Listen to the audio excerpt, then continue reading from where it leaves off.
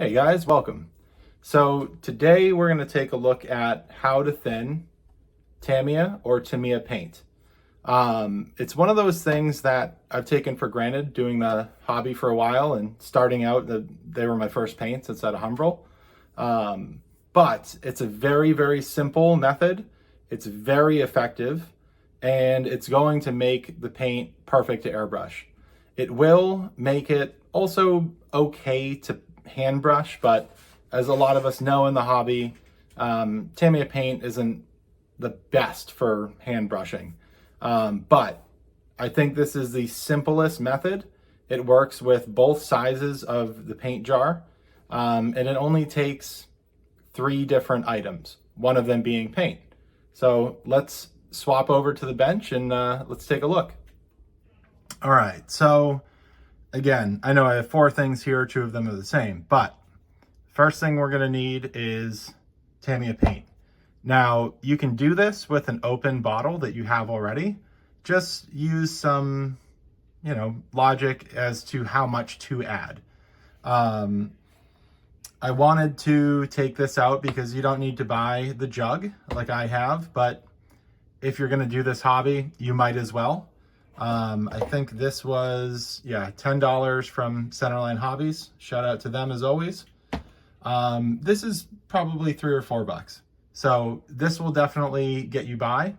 And I do like to have the small one for cleaning brushes, things like that. And just adding a little bit to it. Thinner, I don't mind getting a little bit dirty. Thing number 3 is going to be a model-sized turkey baster, or pipette, if you will. So let's get down to it.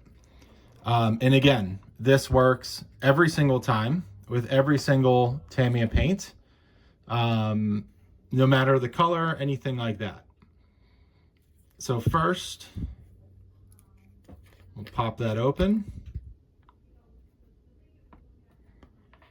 And you can see on the inside the little glass ridge, right? Try to get a toothpick to point it out. So really up to this, somewhere in this line. Doesn't have to be exact. It makes it a little bit difficult to stir, I will say that, but just stir it for a good minute and you'll be fine. So once you have your Tamiya paint open, go ahead, open your thinner. And we're just going to, I know it's called a pipette, but we're just going to turkey baste. It's more fun to say. A bunch of thinner.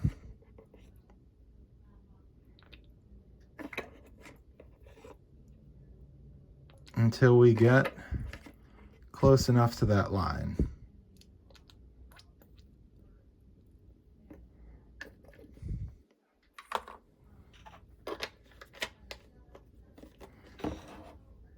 All right, so you can use a toothpick, cocktail stick if you're in the UK. I have a little Meg Jimenez, I think it was Meg, but little metal stirring stick. So we're gonna go ahead and we're gonna give this a good stir for a minute. Now, this does make it slightly difficult, but again, just go slow. And after a minute, you'll have some nicely mixed paint. You could put, a little ball bearing or something in there and shake it around. I personally just don't do that because fear of breaking the glass. I don't know how good of a fear that is, but it is what it is.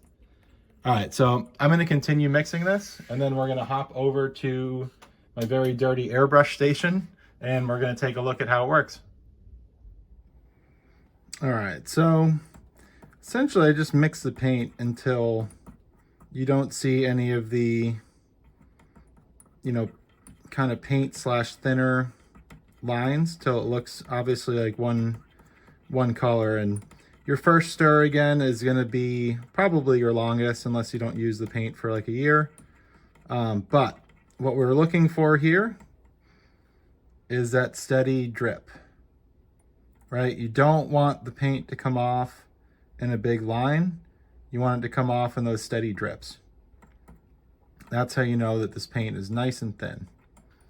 So we're gonna pop this over. I'm gonna switch off the audio because the compressor, everything is gonna get a little loud, but I'll show you how this goes on.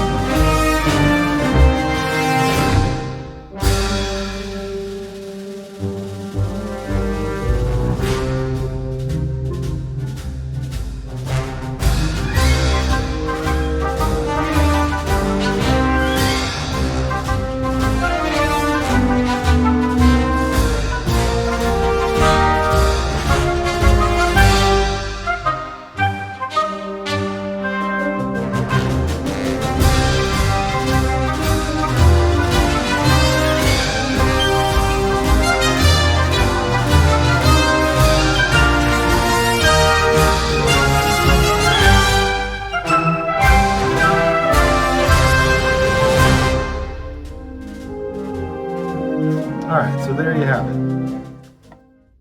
Tamiya's thinner. Now, don't use any other product. There might be one out there on the market. I'm not sure.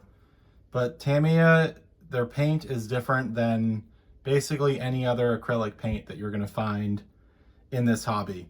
I think you might be able to use just rubbing alcohol, literally just based on the smell alone, but I'm 99.9% sure that this is just rubbing alcohol. Now, looks like there's a little bit, maybe more mixed in with it, so I still wouldn't advise doing that as a cheaper alternative. Just get Tamiya's thinner. It's good for cleaning the airbrush, your brushes. If you're going to use this paint, it is not water-based. So definitely do not mix water into your paint.